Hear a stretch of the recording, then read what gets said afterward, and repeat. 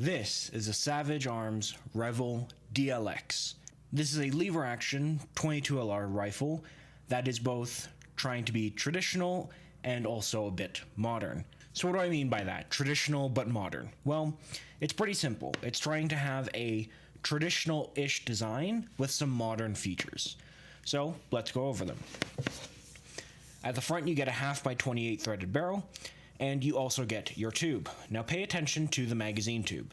It is a regular magazine lever action style tube. However, notice the gap. The gap at the back here is narrower than the gap at the front here. That's intentional.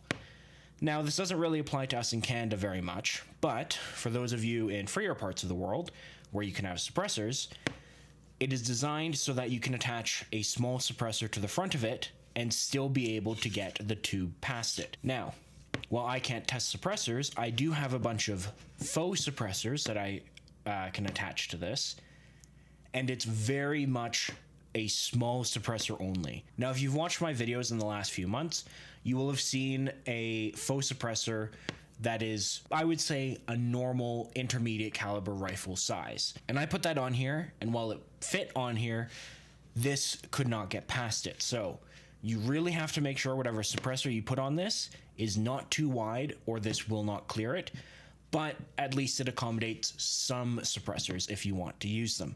Moving along, we have the handguard. You can see that it is modern-ish. It is still a wooden handguard with one screw on the bottom. This is just some tape residue from the sticker that they put on at the factory.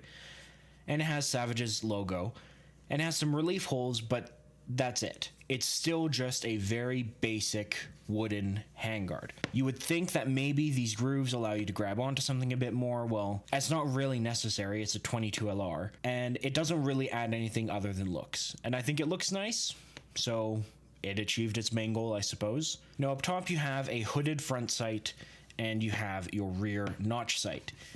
Now, unfortunately, I think these sights kinda suck. They are not necessarily terrible, but they're really not pleasant to use.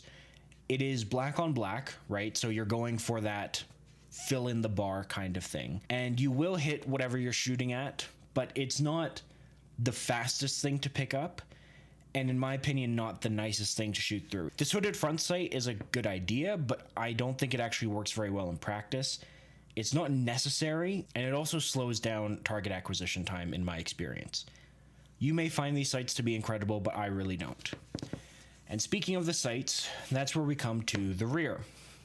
Now, as you can see, there are screw holes up top, and this can take a pick rail, but it's Savage specific. You have to find the proprietary rail that fits on top of this so you can attach stuff to it.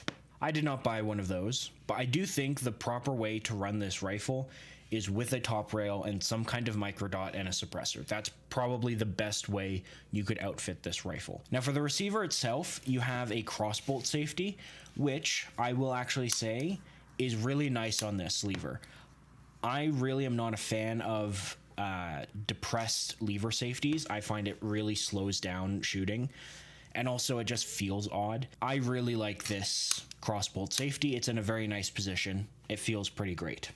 It does have an exposed hammer, and as you can see, it does indeed have a half cock safety as well, so you don't need to worry about that. Now, the trigger itself is what I would describe as acceptable. The trigger doesn't have very much take up at all, and it breaks, but the only complaint I have with it is that it's not very crisp if you're trying to shoot slowly. This is something that I've noticed on a few other guns.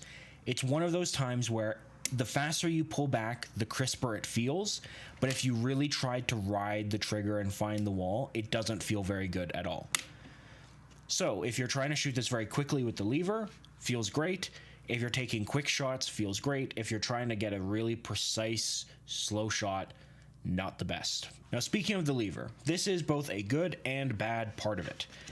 It is a very smooth lever action. It feels really nice, but it has one annoying quirk to it, and that is that it's way too long of a throw. As you can see, you can load a 22LR when it's right about here or here-ish, right? You don't actually need to go all the way back, but it can go quite a bit further forward. So why might this be a problem? Well, my arms are what I would describe as medium to long-ish. On AR style stocks, I put the stock all the way to the back and then in one, for example. That's kind of gives you an idea of what my arm length is like. And for me, this is still way too far forward for a lever that doesn't need to be. It's actually a bit uncomfortable. If with enough practice you can get used to drawing it back only to about here or here-ish, then it works a lot better. But going all the way out here, it's a design flaw. That's the only way I can really put it. This is a design flaw that should not be able to go this far back because it's not necessary and it hurts the experience of shooting the rifle. If you were to hand this rifle in the scenario of someone who is relatively new to firearms, I actually don't think this would be a very nice rifle to hand to them unless they have very long arms. Anyone of smaller stature or who has shorter arms would not find this particularly comfortable to use. I think there are better options for that kind of thing. However, we'll get more into who this is for in a little bit. Now at the back you have the same wood that you had on the handguard. You have some really nice checkering. This checkering feels really great. You again have some relief cuts in the stock. This is again mostly just for looks, it has no real actual purpose to it. And at the back you have a very thick rubber pad. Now this pad is unbelievably overkill for this rifle. This does not need to be on this rifle. This is something that would go great on a 12 gauge shotgun, not a 22 LR lever action. It's not a bad thing, but it also doesn't help the length of pull issue with the lever. If this was shorter and, let's say mag pull stock size, it would feel not as bad using the lever. So this also contributes to the problem. So having gone over the rifle, who is this rifle for? This rifle is not as universal as it might seem from the get-go. It looks like a traditional rifle with some really cool modern features, but unfortunately, some of the drawbacks, specifically the length of pull and the lever distance, prevent it from being something used for youth training or introducing new people to firearms. It absolutely can be used for that. I don't want to make it sound like it's useless. It's just not ideal for that purpose. I think there are better rifles that are better suited for that purpose. This rifle, in my opinion, is better suited for people who have access to suppressors.